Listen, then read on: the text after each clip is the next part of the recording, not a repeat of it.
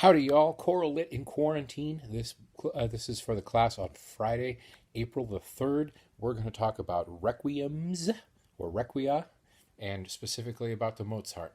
We'll talk about Mozart next. Right now, look at the document in Blackboard that says Requiem structure. A Requiem Mass is a special kind of Mass. It's a Mass that's said for a dead person. Essentially, a funeral Mass is what we're talking about. Now, look at those movements there, that column. Introit, Kyrie, gradual tract, sequence, offertory, Sanctus, Agnus Dei, and Communion. Three of them are bolded. Kyrie, Sanctus, Agnus Dei are bolded. Why are they bolded? Tick, tick, tick, tick, tick, tick, tick, tick, tick, tick, tick. Yes, you are correct, I assume, because they are all movements of the Mass Ordinary. There's a Kyrie in a Requiem, just like there is a Kyrie in an ordinary Mass Ordinary. In an ordinary of the Mass. See what I did there? The Kyrie would go first in a regular Mass, but it's not the first movement in a Requiem Mass. So there it is. After Agnus Dei, you can see that I've written alt for altered, because something is different. You know by now that the Agnus Dei in the Mass is in three parts, right? And the first two parts are the same. They repeat themselves. And then the third one is almost the same, but it ends with Dona Nobis Pacem, which is grant us peace.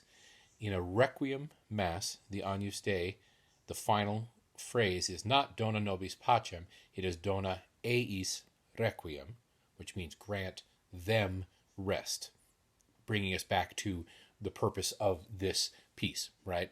Requiem means rest. You heard it at the beginning in the introit, and now you're hearing it again in the altered Agnus Dei, which is not the last movement of the Requiem, not usually.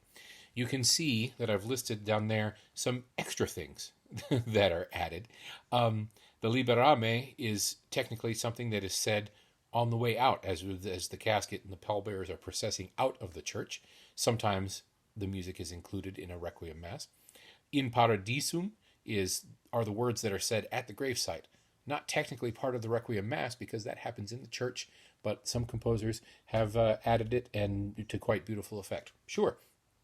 Pie Jesu, in the Romantic and 20th century, we started to see those, which are fragments of the Dies Irae and fragments of the Agnus Dei.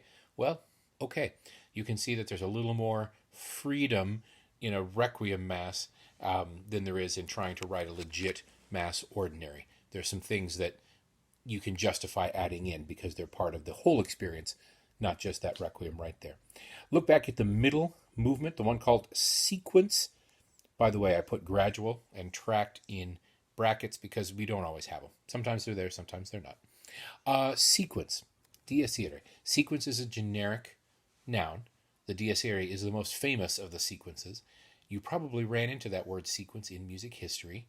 It was a long narrative poem, things that were added in the middle of other liturgies. And in this case, as I said, this is the most famous one. Dies Irae is where we get the most dramatic language. Day of wrath, day of anger, when the last trumpet shall sound. Most of you remember singing it last year with the Jocelyn Hagen Requiem.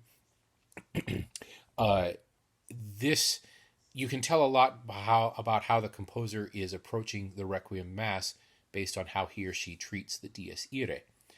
The composers who are most interested in comforting the bereaved and the people left on earth, they rarely even deal with the Dies Irae at all. Sometimes they leave it out entirely. Okay? But if the composer is most interested in dramatizing Judgment Day and the end of the world, well, the Dies Irae is where all the good stuff is, right? So that will tell you a little bit about the motivations of a composer based on how the Dies Irae is treated. There's a little list at the bottom of this page. The Requiem settings you should know. Look, Requiem settings are very, very... it's not hard to get people interested in writing things about death. Commissions and opportunities to write and mark the occasion of people dying, they abound because we all do die, right?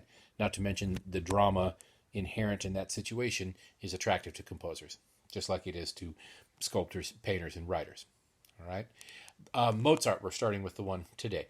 Cherubini is from the classical era as well. He wrote an excellent Requiem. We just didn't have time to talk about it.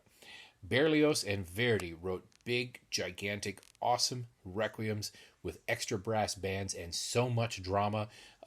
As a teacher of mine used to say, blood all over the risers when it comes to the Verdi Requiem. So those are fun to listen to, and we'll get to listen to the Verdi later on. Fauré, as French composer, wrote a stunningly beautiful requiem, left out the Dies Irae. It was mostly about comfort and talking to the survivors here on Earth. Brahms, Britten, Howells, and Stravinsky, they've all got stars on them because they took extreme liberties with their requiems, and they are extraordinarily popular, but they changed something fundamental, each one of them. All right, and we'll talk about them later on. But Brahms was of the Fauré model, trying to comfort the bereaved. Britten had a lot of traditional parts to his requiem, but added a whole nother thing, and I can't wait to tell you about it. Howells, we'll talk about him, and Stravinsky, he's been breaking the rules for 100 years, and his requiem is no different. So, requiem settings you should know. That's it for this video. I see that it's a little over 6 minutes. Here's hoping that it uploads, and on the next one we'll talk specifically about Mozart.